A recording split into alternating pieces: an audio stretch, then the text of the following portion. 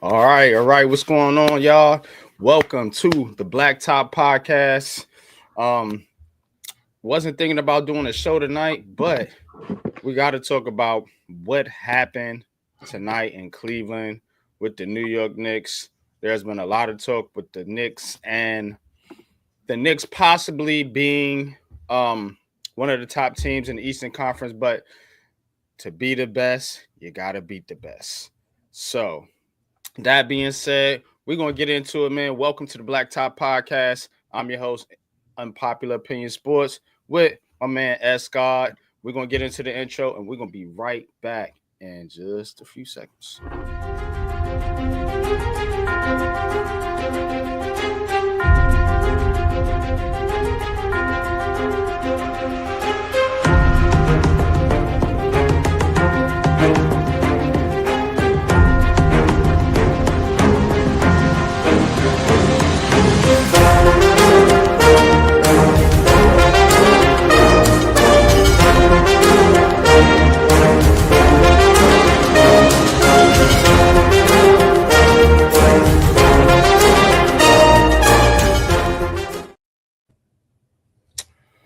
All right.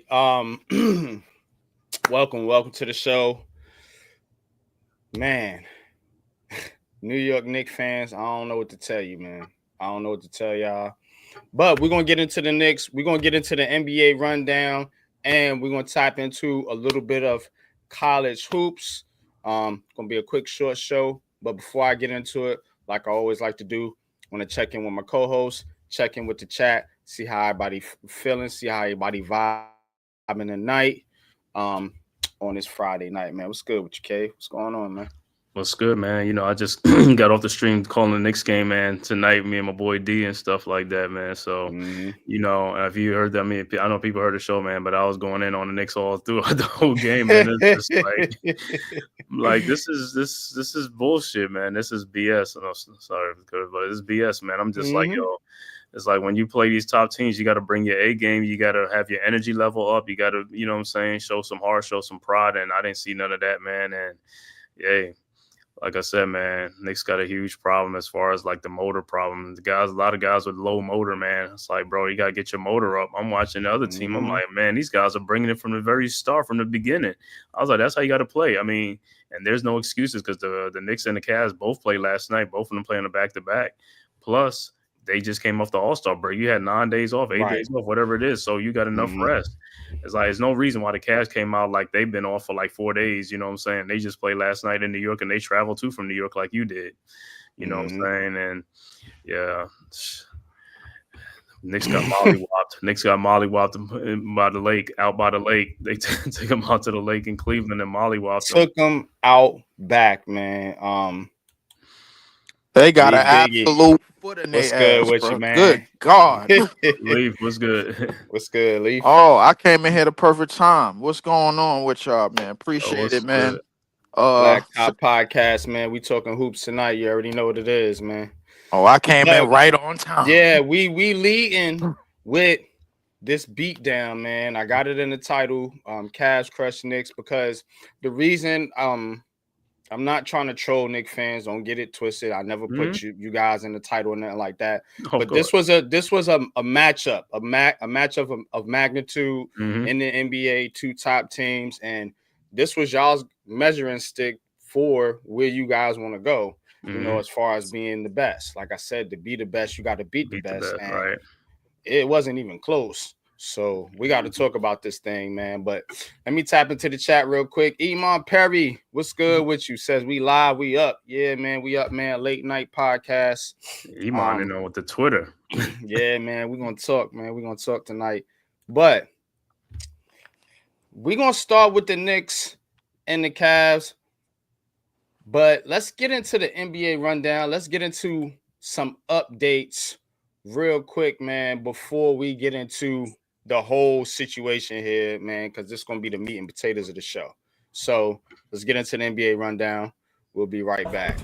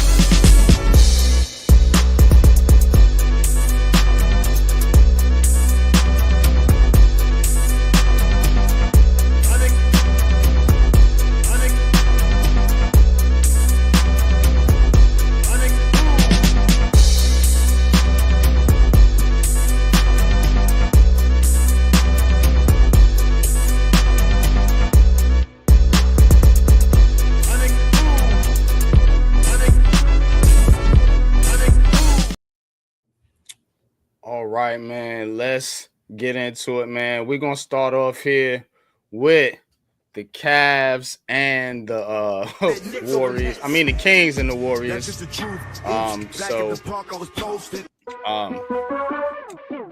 Cavs leading the Kings right now. I mean, well, it's tied right now. 19-19, 28 and 27, both with identical records. Of course, the Kings making that trade with De'Aaron Fox, and now you got DeMar DeRozan leading the charge over there with 11 points. Warriors, Jimmy Butler, Jimmy Buckets. You know, that was the big move they made. Of course, they are trying to get into the play-in game as well as the Kings. But if you got to look at this game between the two, the Kings trading Fox, the Warriors trading for Butler, which team is in a better position as of right now? They both tied up in the first quarter. Cave, real quick, give me your thoughts on that question. Who's better off, Warriors and Kings? I think I like the Kings better off than the Warriors, because the Warriors, like I said, Warriors is doing that stuff right now for their window. You know what I'm saying? Even though the window to me is closed like that, you know what I'm saying? So, I mean, Butler be on his way out soon, Curry be out, and all that stuff. So it's like a short-term thing. So I'll go more with the Kings. You know, even though they gave up De'Aaron Fox, but you know they still got Zach LaVine, they got Sabonis. You know.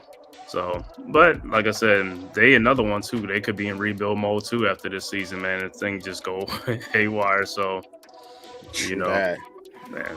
True that. But Leaf, man, what's your thoughts, man? Who's better off, the Golden Fake Warriors, as you call them, or the Kings? I hate to say it, but it's definitely the Golden Fake Warriors. Anytime you hand Steph basically a new bag of candy, no matter how old or how expired it is, they're gonna figure out how to make it work. This is still a identity first team. This is still a high identity team, and now you done. I don't know what the hell Pat Riley was thinking. He basically handed gift wrapped Jimmy Butler off to Steph, and it seems like you know.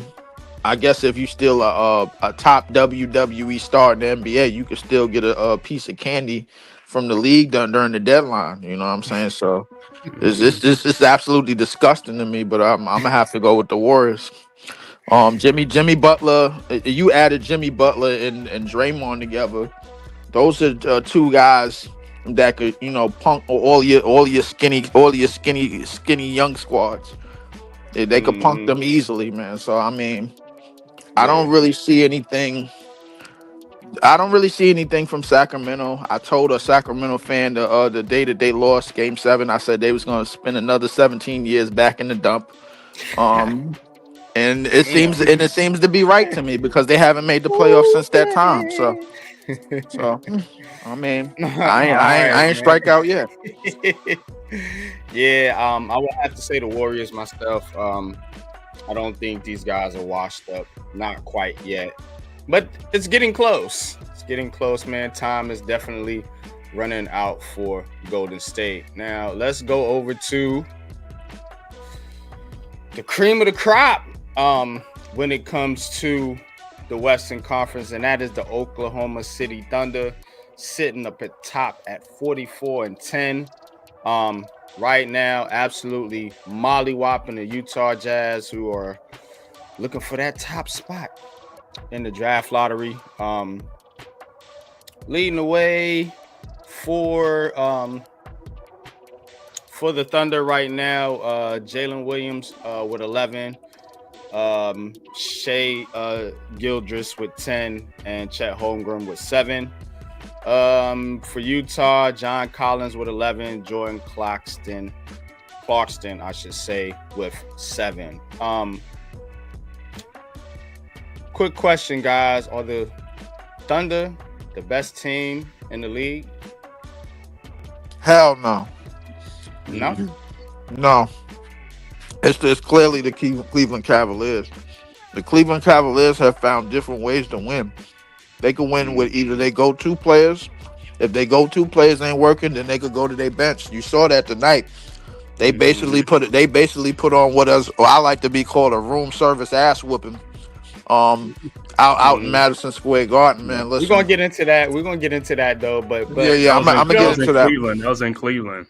Oh, that was yeah. in Cleveland. My bad. You So, don't think the Thunder you don't think they're the best team? I mean, I don't know. think the Have they Thunder played already? I'm not sure. Did they play? they The did. They Cavs did. They split. They split the They two split. games. They They split. split the two games. But the one thing about the Thunder to me, I don't think they it's stuff that they're still missing on that team. Just in terms of identity, they don't got no real grown man muscle on that team. They don't have no real outside of SGA. If you could break his mental down, you could break down their whole unit. They highly dependent on turnovers, bro. Like you could easily shred that defense apart. All you got to do is just have somebody that's high quality, and you be patient, and you could pick that defense apart if you have a front line. The thing with OKC is I think they're peaking at they're peaking at a high peak early and often, man. I mean, and that's kind of been the story of the Western Conference in the regular season the last couple of years, man. But when it comes playoff time, we really gonna everything that's wrong with that team. It's gonna come out in this postseason every day. What about you, Kay? What's your thoughts on the Thunder? Are they the best team in the league, or do you have other thoughts? I mean, Cleveland is one of the best teams, but I think OKC is right there with them. Because, like I said, I think the thing that OKC has now, like I said, with Hartenstein, and then Chet Holmgren hasn't played all season. Yeah, he's now just getting back to play. But Hartenstein, like I said, he can man up with Mobley and Jared Allen and stuff. That's where they get the toughness from his side that they didn't have in the past. So we'll have to see how that's going to happen. And they are long, because Holmgren is like 7'3", and then Hartenstein is 7'2". So, that's another big that they can add. And then both teams, like I said, their bench is their strength too. So that's what helps both of those guys. Their bench. Cleveland has a good bench. OKC has a good bench too. So. Yeah, I can see it ain't gonna be a one-sided affair though. If they play, it's gonna be a 7-game series and stuff. That's what it's gonna come down to. And like I said, in the playoffs, like I said, I know SGA gonna show up, but like I said, I have to see how Jalen Williams and them other guys do. But I know in the past with Cleveland, Mobley and Allen hasn't showed up in the playoff. Darius Garland hides in the playoff too, so we'll have to see how he finally plays. You know what I'm saying? So we'll see. It's a good test though. You know what I'm saying? Yeah, and then like I said, Cleveland, definitely. and then said OKC do have some tough defenders, and Luke and Darts and other guys too. So we'll see. But like I said, to me they are the two best teams, right? You know what I'm saying, in the league. Those two. Yeah, I'd have to agree. RC was good, bro. Can't give the age. I can't give the edge to either one right now. I guess if I had to pick, I'd probably lean Cleveland, just because. I mean, when you got that size and toughness inside, man, I'm telling you, it's different in the playoffs, man, going into a 7-game series. All right, let's check on a couple other scores here. The Rockets. Houston Rockets right now over the Timberwolves, 55-52. I actually been peeping back and forth with this game. It's been a pretty good one. Leading right now for the Timberwolves, you got Ant Edwards with 15, Jaden McDaniels with 12, and Naz Reid with 14. For the Rockets, Jalen Green 13, Sunga with 11, and Dylan Brooks with 8 points. Both of these teams fighting for playoff position in the Western Conference. Timberwolves, of course, with Ant Edwards, and I guess this Julius Randle thing hasn't quite worked out for them as of yet. Nick Fan, what's your thoughts on the trade as far as Randle? Because I mean, the Timberwolves, they still a good team now. Yeah, they're not a bad team, so it's not like they just fell off the cliff.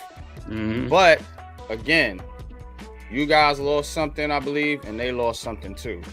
So I don't know if either team is better off, to be honest with you. And we're gonna get into the Knicks, but real quick, just from the Timberwolves standpoint, how you feel about them moving forward? I mean, from the Timberwolves standpoint, like I said, I could truly say as a Knicks fan, like I said, I wasn't happy with the trade at first, but now I'm happy with the trade. I'm rather Towns than Randall and stuff like that. But like I said, Randall is a tough player and stuff like that, so I'll see how he do. He usually hasn't showed up in the playoffs, but like I said, now we'll see how he does with Minnesota and stuff like that. And they play better. Actually, they play better when Naz Reid is in the game too and stuff like that. I know Rudy Gobert is in there, but he doesn't really move the needle. But yeah, at all. I think they took a step back from last year. They went into the Western Conference Finals, I believe, if I remember. Yeah, but I think that trade, like, it kind of messes them up. But like I said, they're gonna take some time to get themselves together and stuff like that. But yeah, I see they fell behind, like, OKC and it's like, has taken that. So I really don't have too much on, like, with Minnesota and stuff like that. I don't see them really, like, I see first round or second round at the most, and that's it. If they Leaf, what's your thoughts on the Minnesota Timberwolves versus the Rockets? Do you think the Rockets might be a better off team than the Timberwolves right now? Because I mean, I'm thinking about this. The Rockets are younger. I mean, they got draft capital. You know what I'm saying? They got a very good head coach, I think. They sitting right now with a better record than the Timberwolves. Talk to me, man. RC, what's good with you? What's good, Jacob Petrucci? I see y'all in the chat, man. Appreciate y'all tapping in. My bad. I would have to say the Rockets is definitely better off. Not only do the Rockets have draft capital, but they hit on all of their draft capital. The issue is that they can't keep all of their draft capital because they are going to put themselves in the same position that OKC is in, where they got to pay everybody and they ain't going to have enough to pay everybody. So Sengun is probably safe. Jalen Green is probably safe. And then they got to figure out the rest of the movements, and then they're going to have to figure out seasoned vets and veteran guys to put around them. Now they got everything started with Dylan Brooks. They got everything started with Dylan Brooks and Fred VanVleet. That was a good start. Ime Udoka has literally put his stamp firmly on this team in terms of the defensive side of the ball. They're one of the top defenses in the league.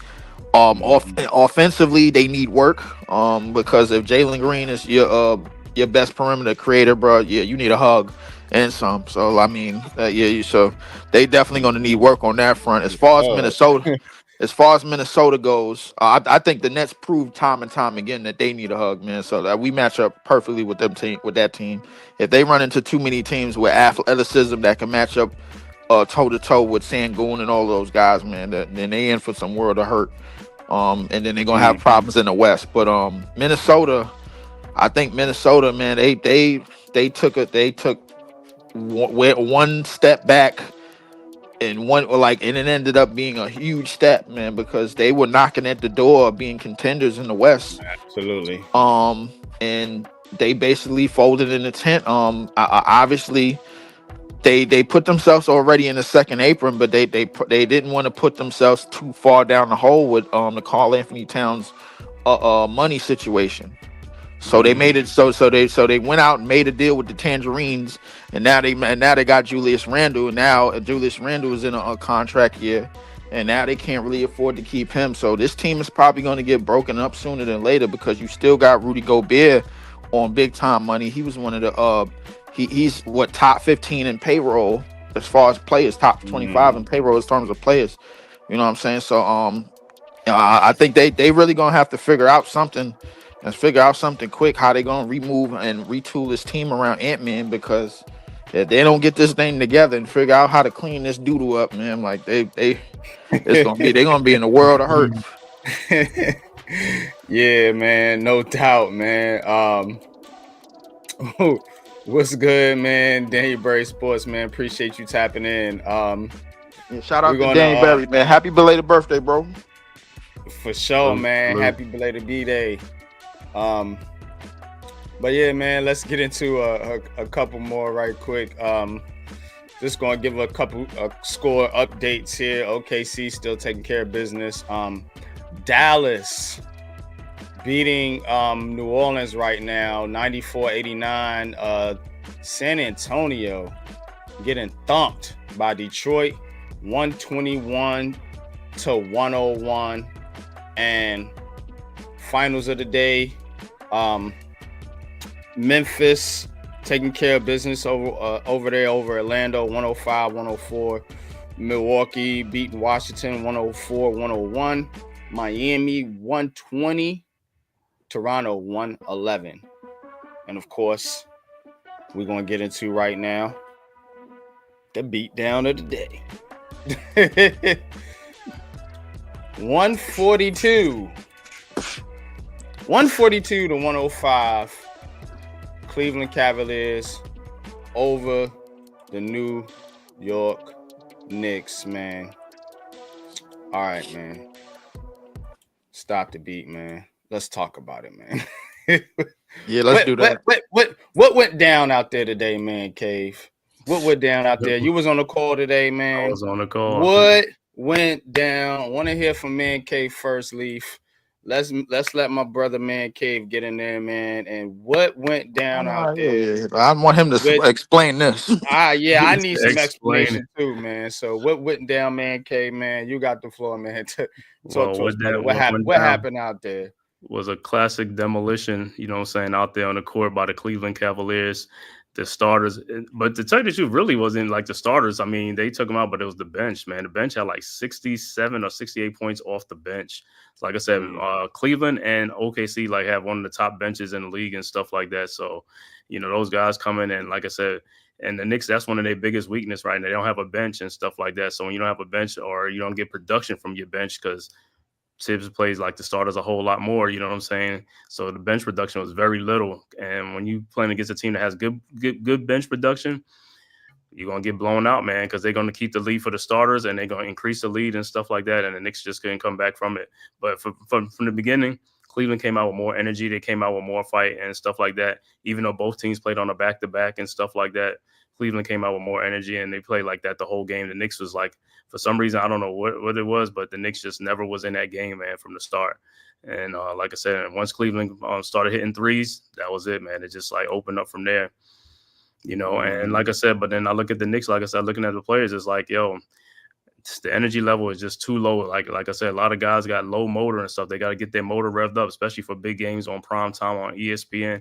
You know, and when you're playing against the top teams, you got to come ready to play. You got to bring your A game. You know what I'm saying? You got to bring your energy, you got to bring your A game, because guess what? You got to perform out there. You know what I'm saying? If not, you're going to get embarrassed. And that's what happened to the Knicks, man. They got mollywopped out there, you know, from the bench, and the starters got mollywopped. You know what I'm saying? Towns had 26, Brunson had 23 or 26, something like that. But nobody else really did anything, you know, significant. And that was part of the problem, too. You know, and in Cleveland, like I said, they was just on all cylinders, man. Donovan Mitchell was he was electric in the first half. He had like 24. I think he finished with like 27 points. But they didn't even play their starters in the fourth quarter. Like the Knicks pulled their starters out by the fourth quarter too, into the third quarter, and then the bench just took over from there. I want to talk about somebody, Mikal Bridges. Mikal Bridges. You know, now I'm looking, he had 1 rebound, 5 assists, 14 points, 6-13 shooting.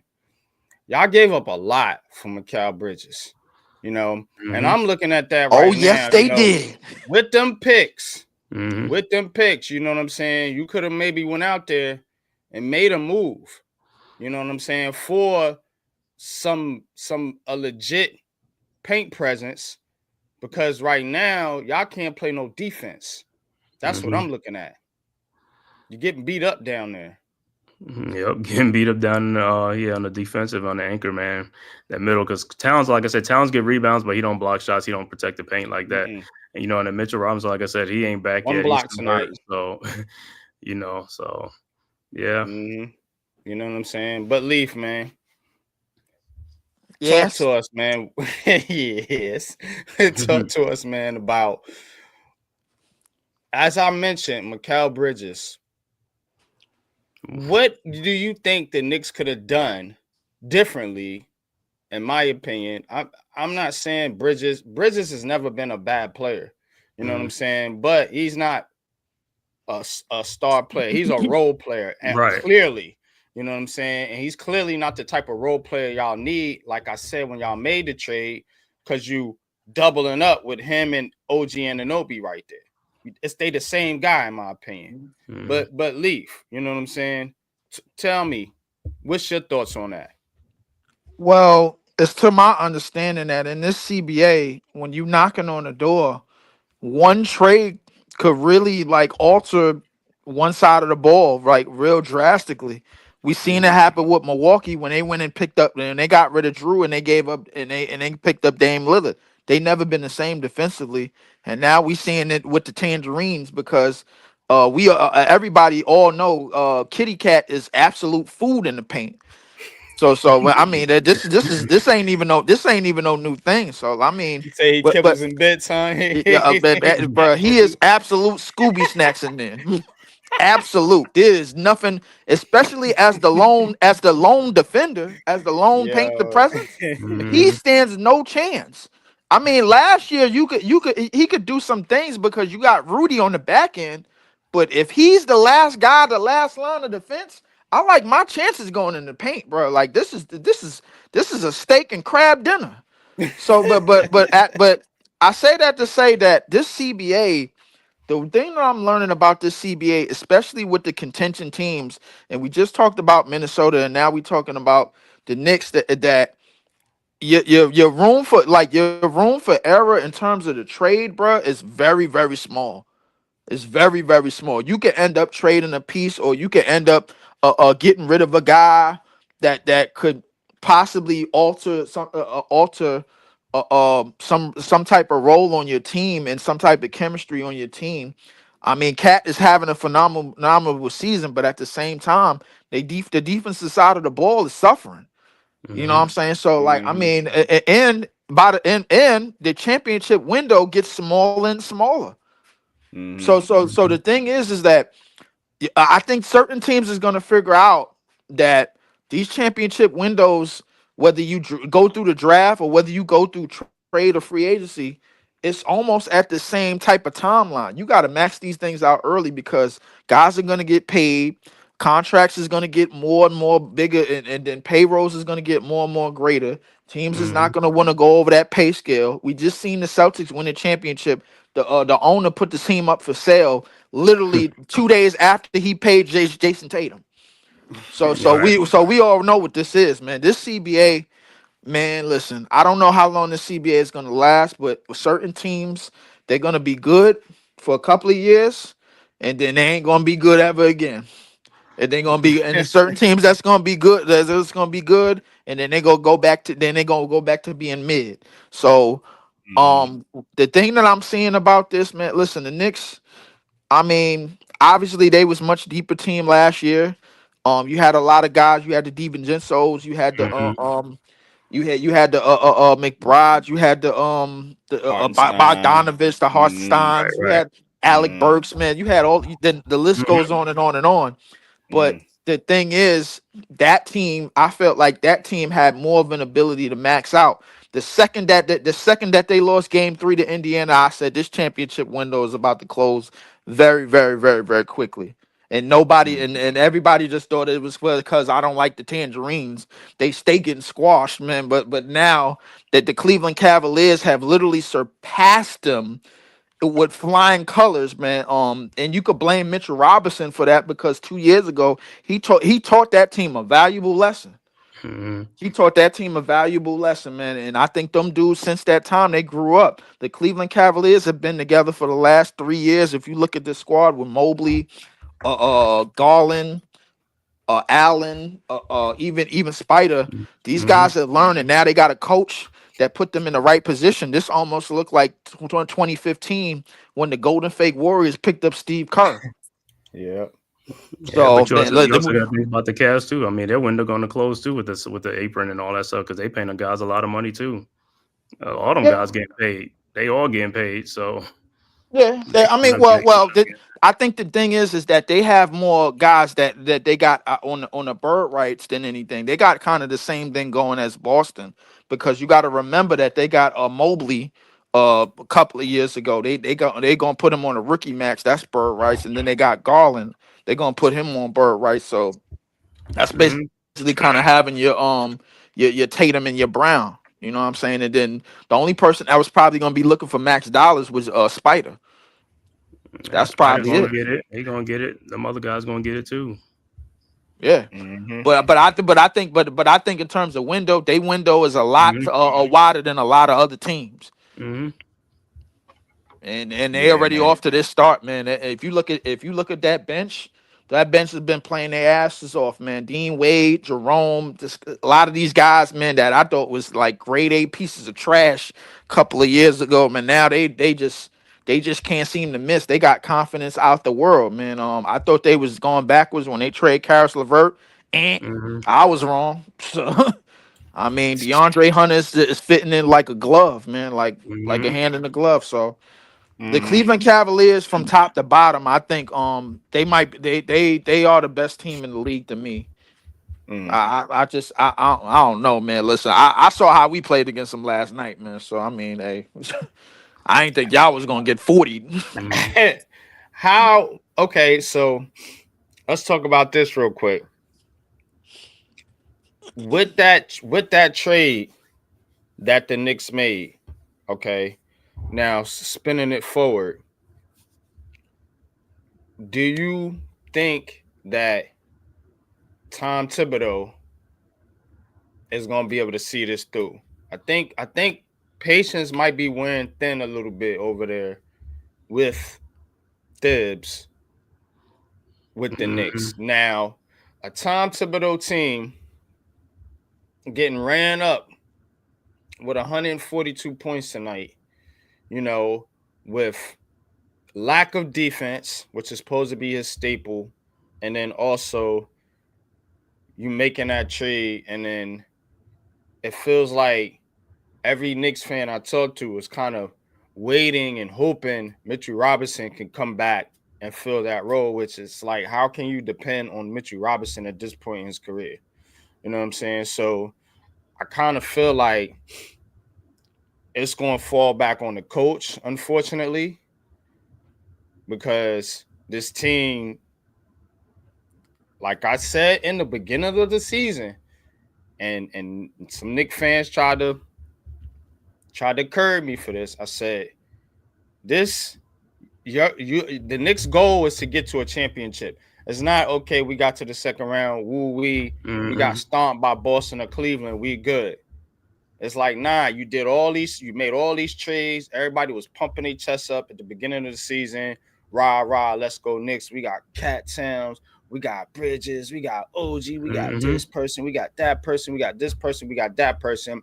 Now, when it comes down to it, it's up to the coach, right, to merge all the talent together. Mm-hmm. It be making me think, like, why they even make that trade? Call Anthony Towns. We already know what he is as far as a defensive presence. Was you guys really relying on Mitchell Robinson to be the five going into this season I for you mean, guys to be that championship team? That's what I need to act Knicks fans, because to me, that's crazy work right there. Because y'all should have known this wasn't going to work with Cat Towns at the five. He ain't built like that. yeah, but that's the thing though. He wasn't supposed to be the five. You know what I'm saying? He's got to be the That's four. what I'm saying. The only Yeah. reason the only reason why they made the trade early because, like I said, we didn't like Knicks fans. We didn't know. We thought Mitchell Robinson was going to be there at the beginning of the season, but we didn't know he was going to be out for an extended time, which they knew behind the scenes. See what I mean? That's why they made the trade for Towns and traded Randall because they needed a five because Randall can't play the five. So they put like if we could play Cat, Cat at the four or the five. You know what I'm saying? Until Mitchell gets back, but I thought Mitchell was supposed to be back earlier than what he is. Than now. You know what I'm saying? Because Towns is going to be the four, Mitchell's going to be the five. You know what I'm saying? So that's what the whole plan was, you know what I'm saying, on their end, on the back end. But like I said, even when they made the trade, I mean, I was surprised about it because, me and you did the show that night because I'm like, yeah, we just going to run it back with the same guys, Randall and Mitchell. And then, Mitchell should be back at the start of the season. And not knowing he was going to be out for an extended time, you know what I'm saying? Because they first say he's going to be back mid-December. And look what time it is now. We in February. You know what I'm saying? But like I said, yeah, Mitch at the five and Towns at the four would have been great, because OG and Anunoby, and like I told you in the beginning, OG and Mikal be at their natural position, 3 and the 2, whatever, for the defense. But that's another thing. Even when Mitch come back, though, OG and Anobi and Mikel got to pick up their defense. They really have been playing good defense this year at all. That's the whole Yeah. thing. They haven't been playing defense at all. They haven't stopped anybody. You know what I'm saying? So it's just like I know OG been at the 4, which that's not his position. He played at the 3, but I'm like at least play some better defense, and you know what I'm saying. So hopefully that's our thing when Mitch gets back, and they can slide these guys back to down there and see if they could put some better defense on the perimeter. But even still, you still supposed to, without even with Mitch there, when you're on the court, you still supposed to show your worth though. You're still supposed to play your defense, regardless of who's there and who's not there. You know what I'm saying? So they haven't played up to their potential on the defensive end like that. So that's the thing. So it's on the coach and it's on the players too. You know what I'm saying? The players got to play their role. The coach can only tell you how to go out there and do your thing. You know what I'm saying? But he could call the X's and O's, but you got to go out there and execute it. Facts, man. But Leaf, man, I know you want to chime in real quick, man, but go ahead, man. Well, what's your thoughts, man? I think what the Knicks did with that trade, they put themselves in a position where they felt like they had to sacrifice the true identity of their team, which was hustle and defense. If you look at that team last year, the energy that they put like on rebounding alone, they just outboarded teams hand over fist. It wasn't even close. So if you look at that was the identity of their team.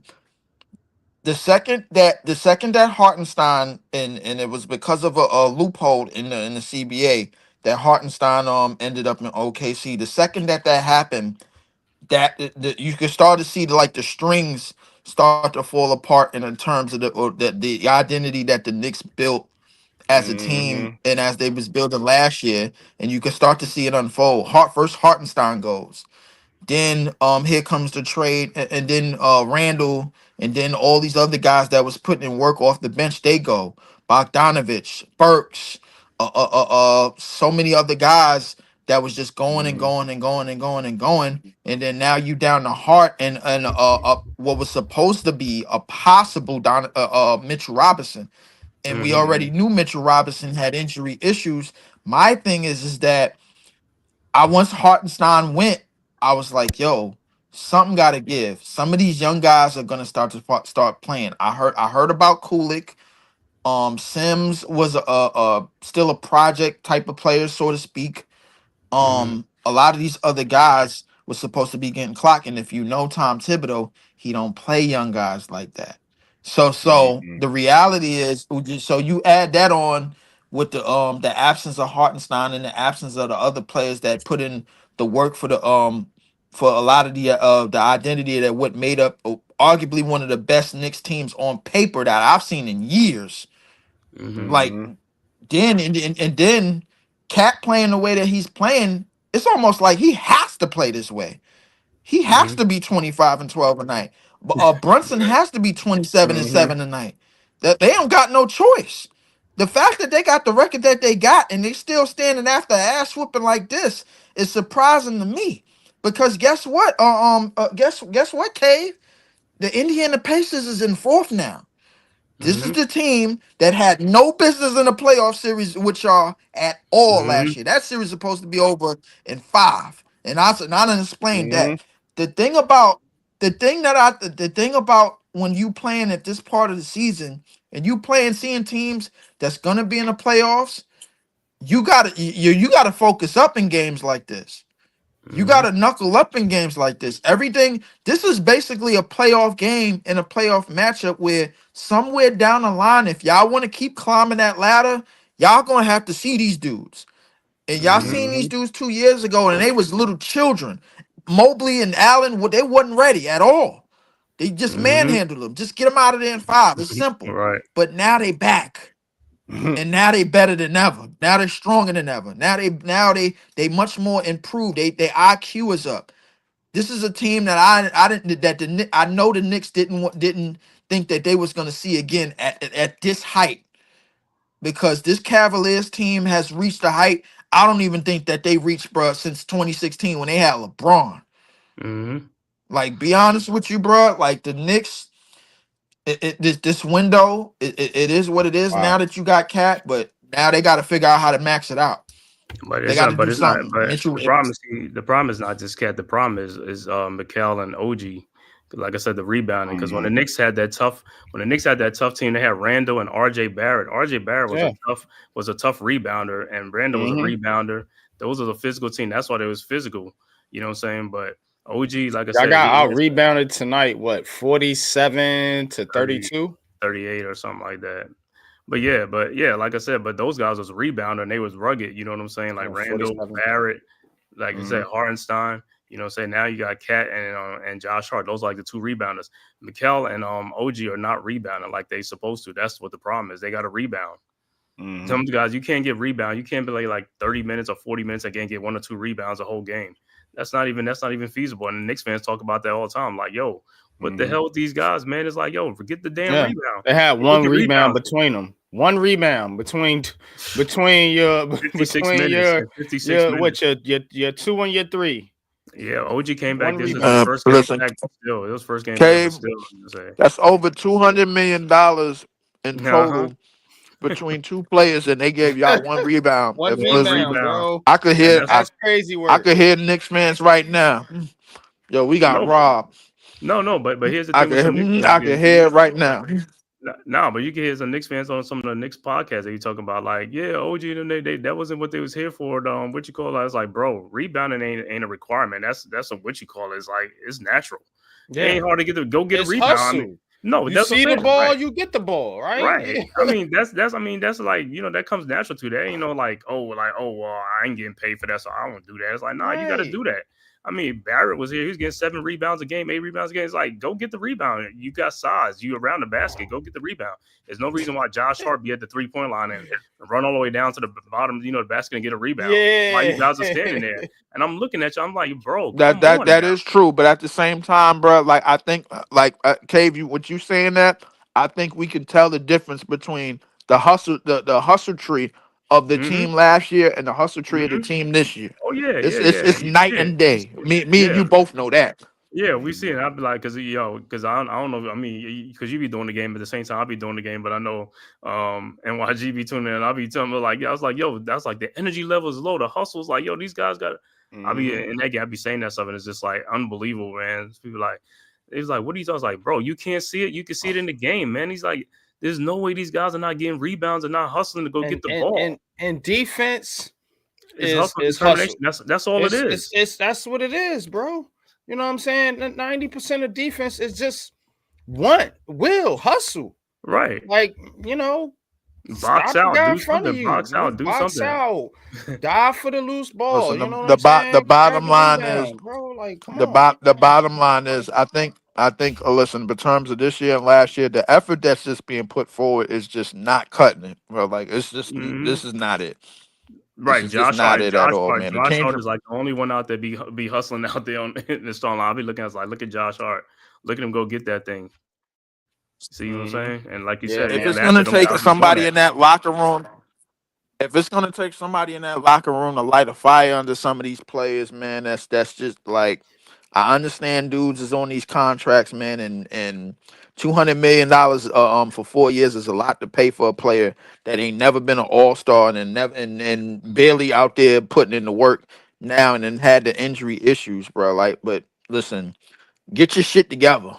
Get it together. Clean this up, man, because this is stinking. I get it. The record is what it is, man. But like effort. It could be better. No, don't don't sit there and get stomped on. Effort. Look, and that's why I blame the coach, because like I said, he's supposed to be a hard-nosed veteran coach, but like I said, I don't even see that. I don't even see that in the game. He don't even be like getting in their asses and cursing them out. I was like, bro, what are you doing? You used to do that when Obi Toppin was here. You used to call a timeout as soon as he missed one defensive assignment. These guys are missing like 1,000 defensive assignments. You ain't even saying nothing. I'm like, he ran out of energy. That's what happened, Cave. He ran out of energy, Cave. That's what happened. Well, we always said Tom Thibodeau is a coach that's capped. Like, he only gonna get you to a certain level. Bro, I say that all the time. He's capped. So what's gonna have to happen is the Knicks gonna have to get a coach in here that knows how to use this roster, because you got the rosters what you got now. You can't go back. You know what I'm saying? You know what I'm saying? You can't undo the trades and go back to your defensive roster that was working with Tom Thibodeau. This is the roster you got. So you're gonna have to get a coach in here that's more offensive minded. You know what I'm saying? That's gonna be able to bring out the best in who you got.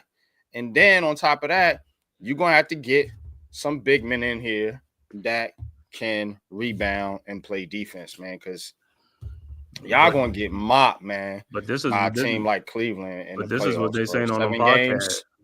games. On a podcast, I was telling them I was just like this. There's like, well, the guys that got traded from out of here is like Tom Thibodeau. They trying to win a championship now. And it's like these are like not Tom type guys. I was like, bro, what are you talking about? Tom ain't never won a championship.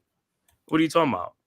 Nah, You know he never like, he never won. But these ain't his guys. So it's like it kind of make me feel like it's a disconnect between the front office and the because why would Tom Thibodeau want a guy like he left Minnesota? He left Cat Towns in Minnesota. Bro, let me tell you this. All these things is happening. Listen, all these things is happening is getting the okay for Tom Thibodeau. It ain't like that they forcing on him. He's the one that's getting rid of the players. He had Randall here. He had RJ Barrett here. He's the one that's getting rid of the players. They need to get rid of him because this shit ain't gonna work. I know that. That's what I'm saying. I'm just like, this is like, you want these guys, like, these guys are not like high motor guys. They're not physical guys. You know what I'm saying? It's like, yo, you had the physical guys. You were going to win with these guys. But then they'd be like, oh, we can't wait around for these guys to grow up. We got to win it. I was like, okay. I'm on the Knicks podcast. They was like, we got to get rid of RJ Barrett. We got to get rid of quickly. We got guys in here who guys like, okay. They saying they can't wait. What you mean you can't wait? You've been waiting for years. That's what I'm saying. 50 years. What you talking about? Now, listen, Cave. Now, Cave. Now, Cave, I'm glad you went back that far, but now you talked about Quickly and you talked about RJ Barrett. Mm-hmm. My thing is that Quickly wanted starter money. I understand why they gave him up. I understand that. I understand why they let him go. I understand why they let Quickly go. RJ Barrett, on the other hand, I thought at least RJ Barrett was supposed to hang around. He was part of some of the young guys. He was part of the young guys that was starting to ascend on that team. Him and Quickly was starting to give Thibodeau that eye that, yo, you can play young players. That you can play young players. But what the problem is what you said. He was the guy that's like, no, I can't play young players. And you listening to the guys on podcasts saying exactly what Tom Thibodeau is thinking. Like, yo, I can't wait for guys to grow up, this, that, and the third. Hey, the team been growing up. The team, listen, the team is peaking. Jalen Brunson got here, basically put on a cape and saved the day. You know what I'm saying? Like Julius Randle, don't get me wrong, he had all pro seasons as a Knick, but at the same time, he wasn't no playoff guy. He wasn't no playoff guy. You seen him got in the playoffs and you seen him melt like ice in the sun. So the reality is that Brunson, I think that Brunson shined a light on this team that hasn't been shined in many years, and he actually gave a lot of the other guys. He figured out how to play with the other guys around him. The year before they said Brunson need to figure out how to play with the other players. He figured that out. Remember when Becky Hammond got on the show? She was talking about, yo, you can't do that. And then small, right, what he been doing? 27-7 the whole way through. 28-8. 29-9, whatever it was. He figured it out. He figured out how to find other guys out of the double team and figure out how to read the defense and things like that. He figured out how to take the charges. He figured out how to be a better team defender. So my thing is like when you see that mold happening, now you got to figure out the energy players that he needs around him play much better around him. Not the guys that's lapsed and need they 200 mil or 100 mil, 150, this, that, and the third, because it seemed like guys just came to you and they saw money. They was like, all right, let's go get this. They got rid of RJ. They got rid of Quickly. Those guys were supposed to get paid from them. Let's go get paid. And now these are the results that you getting. And now you looking down the barrel of another second round exit, possibly. Because if you see the Cavs, if you see Boston, what do you have for them after looking at this scoreboard up here? Nothing. That's crazy work, man. But let's get into real quick. Want to get into the top 25. Okay. Want to get into the basketball top 25, and we're gonna tie this into a couple of mock drafts that I've been seeing around here, man. So right now got Auburn, Florida, Duke, Bama, Houston, Tennessee, Texas A&M, Iowa State, Texas Tech, and St. John's. One of the locals up there in the top 10.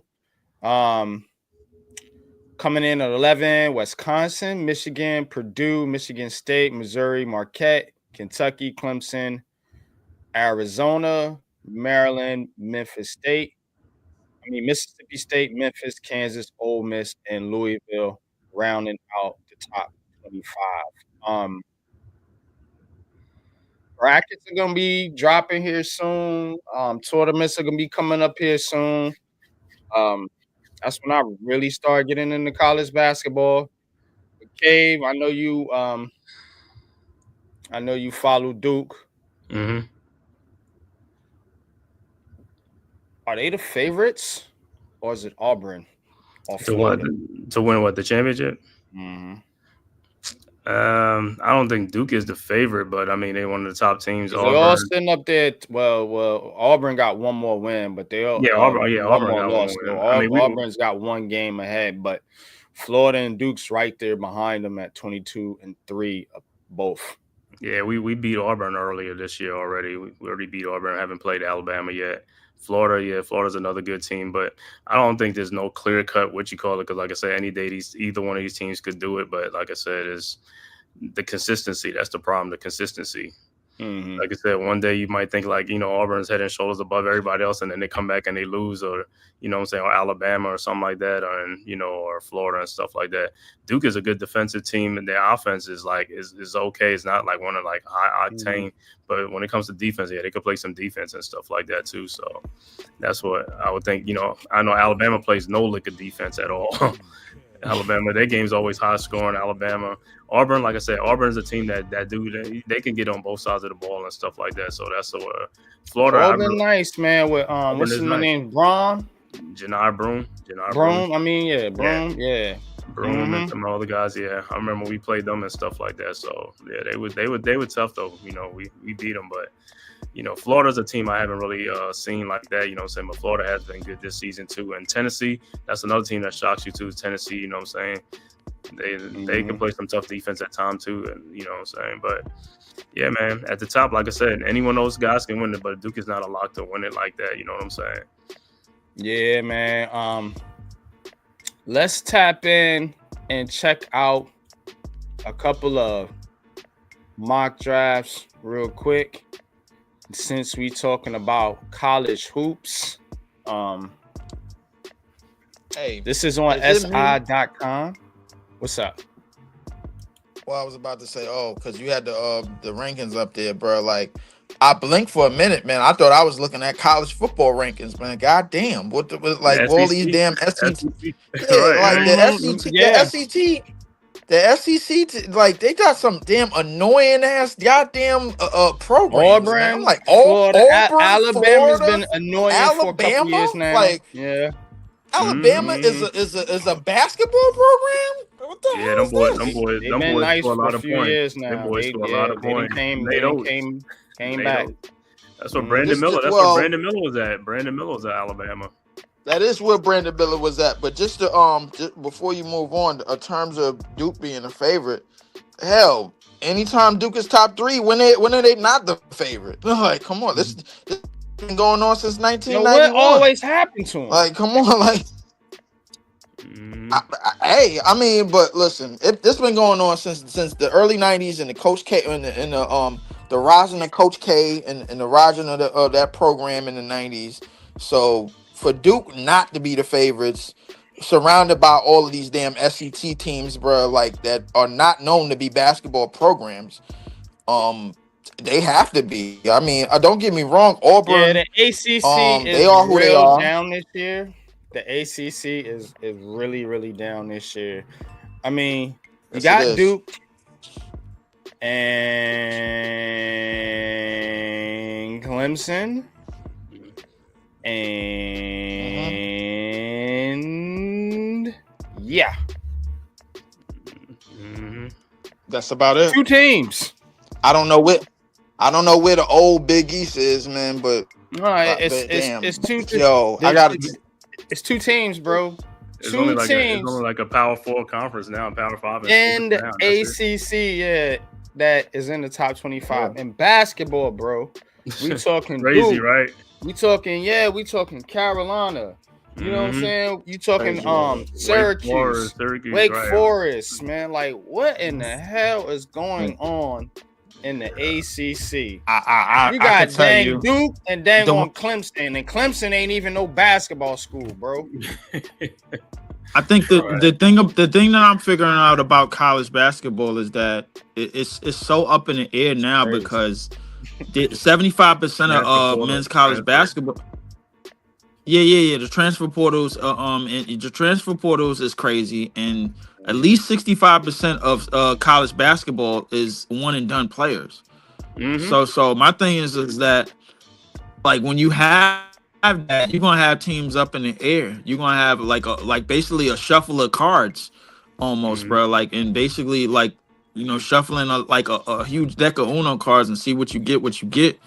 You know what I'm saying? So college basketball is a flip fold every year. But I will say this: outside of Duke, I don't see anybody else on none of these teams and none of these programs that are going in the lottery. A lot of these lottery picks are on unranked teams. If you go look at Maryland, Maryland, we're gonna look at it. Let's transition because I got the mock pulled up right here. Blacktop Podcast. Y'all hit that like button. We're gonna go for about 15 more minutes here, and we're gonna get out of here. All right.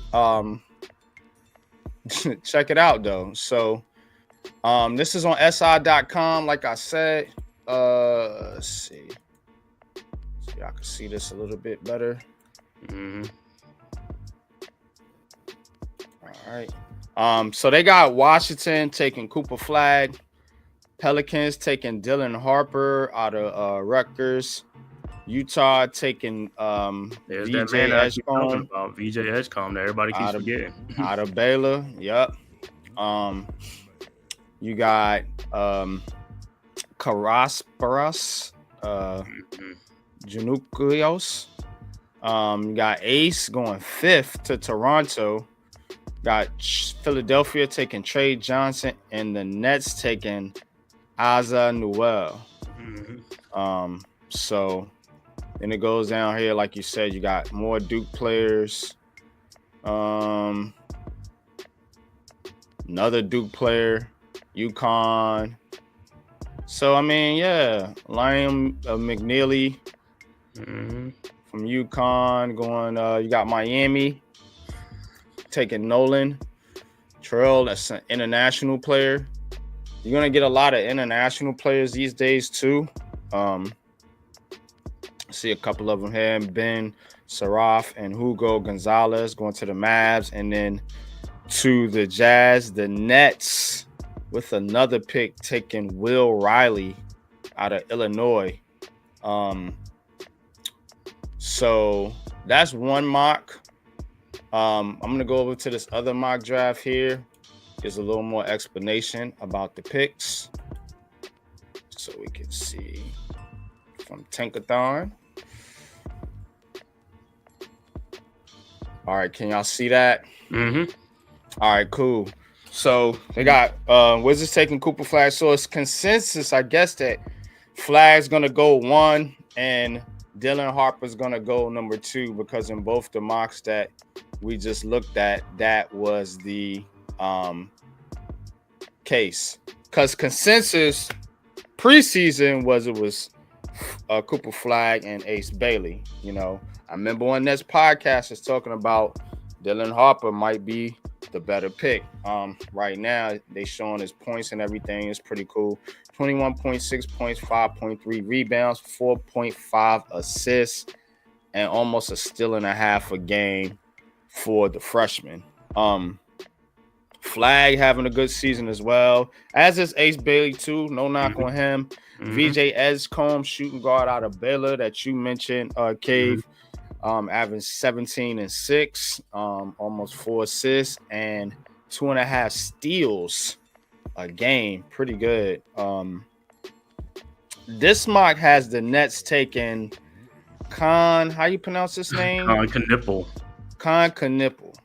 Yeah, Con Knipple is like he's like a Doug McDermott, man, like something like that. Con Knipple, and that's not who the hell. That's not who the hell we not need. doing that, bro. On, we not doing that, bro. That's disrespectful. The hell with these damn mock drafts. We getting the top 3 pick, man. You heard me say I ain't gonna say it no more. Yeah, I know. Adam Silver owes you guys. This is getting me triggered right now, bro. Like I don't like not one bit of this. Nipple, bro. Pop, get this off the screen, bro. I don't like not one bit of this. Doggy, bro. Hey, That's Leaf. You know what you got to do, Leaf? Since you over there in New York, you got to go. What's that? I think it's May 16th. Like at halftime when they do like they picking the lottery thing and all that stuff. That's why you got to go up there and talk to what's name in the background, Adam Silver. That's when you got to make it move. Oh, we talking to him now. Yeah. Now We whatever. But I'm saying when now. they do that thing on that day when they pick out the lottery things, that's when you gotta be there. Man, listen, the hell with that, man. Listen, give me my damn pick. Stop playing around. Came in with the other dude, center right here. Probably would have been a better pick for the Nets than Con Knipple. Con Knipple. Shooter Con Knipple, but he's at not, 7. Right, that's what I'm saying. That ain't gonna be at 7, man. That's crazy work right there, man. But because you know y'all see the rest of the mock here. I'm not gonna get too detailed in it. We got plenty of time. Hold on, go back down. Is that Jannar Broom way down there? Go. Yeah, Jannar Broom at 29 at the end of the draft. At 29th. And he goes to a good team. That's how he goes. You see what I'm saying? 22 and 13. Mm-hmm. And 3 blocks in college. Yeah. But we took Con Knipple. But yeah.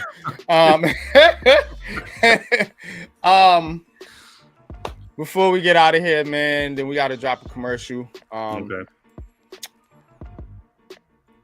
What y'all think about the top few picks of the draft? I got the top 10 pulled up right here on the screen, so I'm gonna go first because I got to jet up out of here. Actually, yeah, we about to close out anyway. Yeah. But just to talk about the top 3 picks, guys that are gonna be some pieces to whatever is being built to those teams. If they go to teams like Washington and Utah or New Orleans or whatever, or even Charlotte, man, it's gonna be a whole lot of rebuilding and a whole lot of things that they're going to be responsible for, especially as the number 1, number 2, and number 3 pick, man. You know, the thing is that the responsibilities and the upkeep that you have to have as those higher picks is crazy, astronomical. I was talking to somebody earlier about how a number 1 pick, how when we go down the list of number 1 picks, how many of these guys is all-time great. And we obviously we know Wilt. Obviously, we know Shaq. Obviously, we know Tim Duncan. Obviously, we know Kareem. Obviously, we know Magic. Obviously, we know Tim Duncan. Obviously, we know LeBron James. And basically, the list is kind of like trickled down all after the fact. You know what I'm saying? Obviously, we know Allen Iverson to some degree. But he wasn't on an all-time great pattern as the names that I just mentioned. The point I'm trying to make is when you in that company, you like especially when in a draft where you were noted to be number 1 2 years before it happened, and Cooper Flag, I think this is the pressure that he's gonna have on him. You know what I'm saying? So I mean, it's gonna be interesting to see how these guys handle these pressure. Dylan Harper, man, he comes from family royalty. You know, we know his father. Cooper Flag, we know what he's been doing the last 2 years, and Ace Bailey has been drawing the comparisons to Kevin Durant. So. I mean, we gonna have to see, man. I want one of those guys.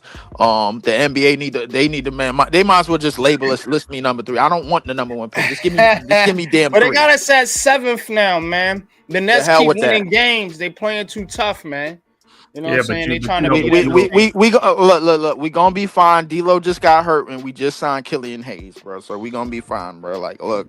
Bro, everything's gonna go how it's supposed to go. Fernandez ain't with that tank shit, bro. He got these boys on one every game. I just listened to. Hold on, real quick. I just listened to the post game of the Cavs and Knicks, and the Cavs reporter was like, they had a tougher time with the Nets. They was like, because the Nets was more physical. than the Knicks. It was like when people going to the Barclays Center now, they getting beat up. They getting a physical squad. Like that, the Nets ain't no pushover. They was saying that on the broadcast. This ain't coming from me, so I'm not capping. You know what I'm saying? So again, you know what I'm saying? To my point, Leaf, this team ain't laying down for nobody, bro.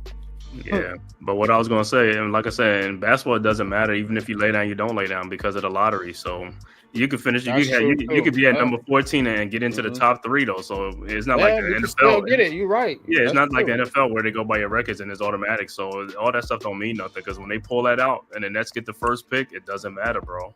If they make if they won like 30 games, it don't matter as long as they pull your name out. That's all that matters. Yeah, man. But check it out, man. One thing I noticed here before I wrap up, man, and definitely, man, appreciate each and every one of y'all for tapping in tonight. This has been the BLACKTOP podcast. We do this on Friday nights. We talk all basketball right now. The NBA and college is popping. When the WNBA comes back, we'll be talking about that as well as summer league tournaments and things like that. But one thing I noticed here, Cave, and shout out to Leaf, man. He just dropped off, man. Appreciate you tapping in, bro. But one thing I noticed here is the Spurs. The Spurs with 2 lottery picks after taking Victor Wembanyama and trading for De'Aaron Fox. This team could get about to be dope, bro. Yes, they are. I'm telling you.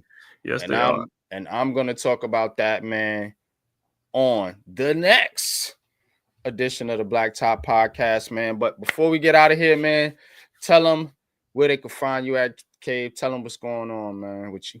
Sure, man. You know, you can find me at the Man Cave podcast, man, as well as the Aboriginal Sports Network. So make sure you lock in, tap in, make sure you subscribe, like, share, and subscribe. Man, like I said, I got to work this weekend, so I ain't going to be able to do that Celtics game, you know, which might be a blessing in disguise. You know what I'm saying? But I would definitely be doing the next broadcast. I think is against the Grizzlies, I think. So look out for that. You know what I'm saying? But yeah, you like I say, you'll find me on the Aboriginal Sports Network or the Man Cave podcast, you know. And you can also find them here on the aboriginalsportsnetwork.com. Brand new website. Just dropped yesterday, fresh off the freaking presses. Y'all please go check that out, man. All kind of dope content on there, man. We got blogs, we got exclusive content, got merch shops coming, we got editing services, all kinds of things for you guys. You can go and subscribe to each individual content creator on the network as well. As you can see the guys on the screen here. So we're definitely doing big things over here. Like I said, exclusive content. You got the video editing service from KNP Productions. That is me and Big Pat. Behind the scenes content, exclusive interviews. We got more interviews lined up in the works for you for some very cool people, some notable people, you know, not just anybody. But also, if you want to be a part of this dope network that we are bringing, go submit an application and we can set up a meeting. You can attach your social media link here, your Twitter, your YouTube, anything you got with your content on it, you can attach it there so we can review it and put you on, man, because we're about to be doing big things here, guys. I promised you that, and I mean what I say. So it's here now. Thank you, Caveman, for helping us get this thing popping. You already know, man, what it is, man. Love is there, brother. But that being said, man, we going. Oh, there's Pat, man. It popped in late.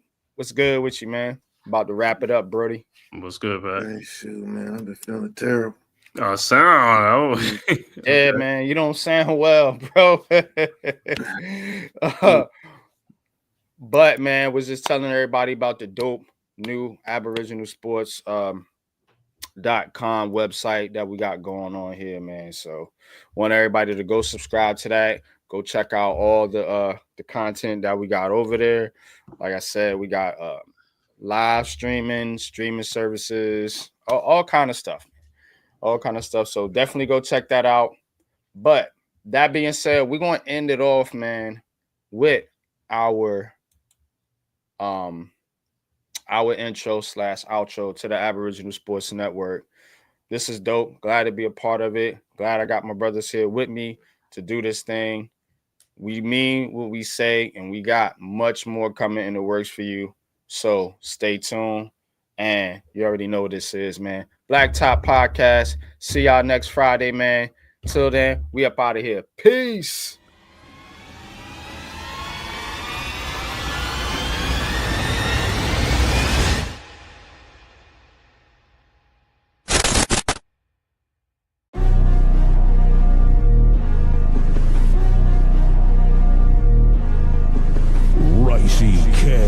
The Raisin Man.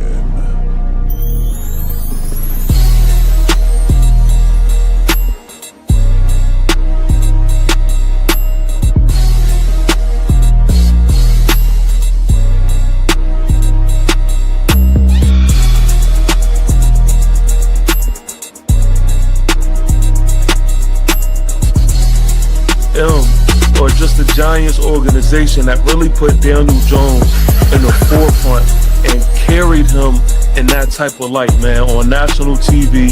$223. The suspension also opens the door for the Texans to release Al-Shahir.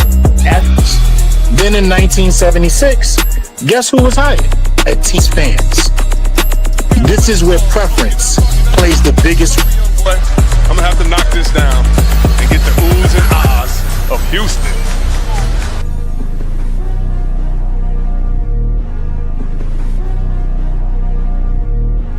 Welcome to the Aboriginal Sports Network.